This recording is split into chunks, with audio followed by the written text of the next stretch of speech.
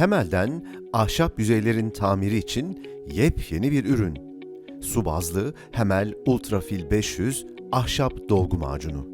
Yüksek doldurma gücüyle çivi delikleri, çatlak ve budakların onarımı artık çok pratik, çok kolay. İç mekan mobilya üretiminde, kapı ve pencere doğramalarında, ahşap panel ve lambirlerin yüzey tamirinde, restorasyon uygulamalarında artık en büyük yardımcınız Hemel Ultrafil 500. Uygulama son derece kolay ve pratik. Uygulama için bir spatula, zımpara kağıdı ve Hemel Ultrafil 500 yeterli. Çatlamış, zarar görmüş, çivi delikleri veya budakları olan ahşap yüzey, uygulamaya başlamadan önce 80 veya 120 nolu zımpara kağıdıyla zımparalanır.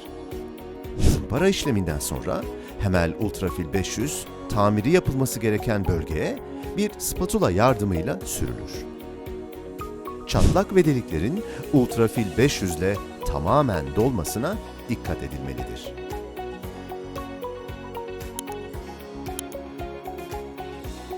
Derin yarık, çatlak ve açıklıklar için yapılacak macun uygulaması ince katlar halinde yapılmalı ve her katın kuruduğundan emin olunmalıdır.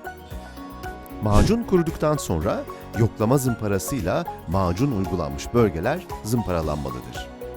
Zımparadan sonra yüzey, boya veya cila uygulamasına hazırdır. Hemel Ultrafil 500 ahşap dolgu macununu bölgenizde bulunan bayilerimizden satın alabilirsiniz.